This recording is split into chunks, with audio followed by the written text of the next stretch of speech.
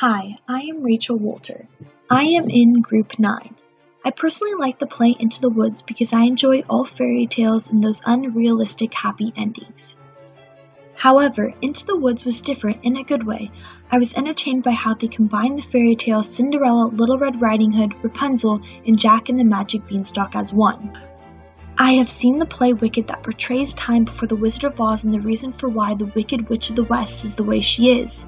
This sort of resembled the connection of fairy tales like Into the Woods, except Into the Woods was not quite a happily ever after. This play tacks between farce and tragedy using the absurd parts of the original tales. It's more like saying be careful for what you wish for. The play was beautifully performed by a variety of different characters that transformed to either a worse or better person.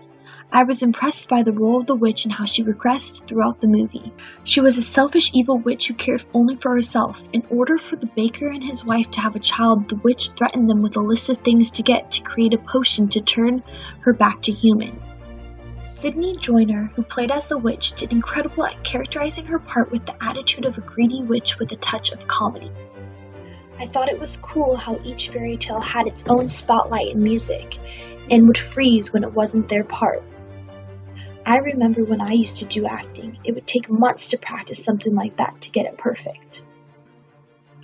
But what I thought didn't work very well was how the sound effects would echo louder than they were meant to be. The actors put more effort into being super vocalized or louder, which wasn't necessary at some part.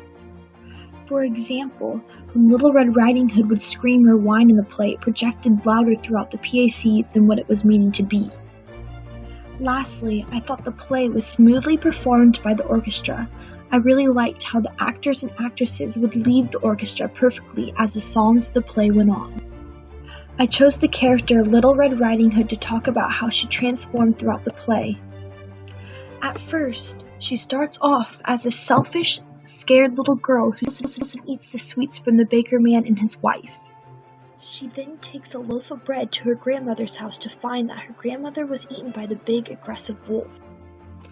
Later, she eventually rewards the baker man and his wife with her red cloak. They needed that red cloak to conclude the potion to turn the witch back to human for them to have a child. I feel as if every character goes through transformation in this play. Perhaps the baker's wife started as a sweet, caring, well-rounded person but wanders off and cheats on her husband with Cinderella's prince during the hunt for things. Eventually, she gets killed off. I wonder why. Little Red Riding Hood goes from being a scared, greedy character to a more appreciative and mature girl. I think as she rewards the baker man with her red cloak, it represents the time of her growing up and being the better person. When Red Riding Hood kills the wolf, she wears the wolf's fur for confidence and to show how fearless she has become. Little Red Riding Hood realizes you cannot get whatever you wish for and life goes on past a happily ever after. So therefore, there really is no actual happily ever after. At the end of the play, Little Red Riding Hood offers to care for Jack since his mother died. She illustrates more of a mature, motherly, caring figure, the total opposite of what she was in the beginning of the play.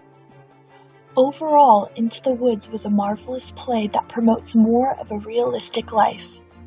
Not everything is always a happily ever after.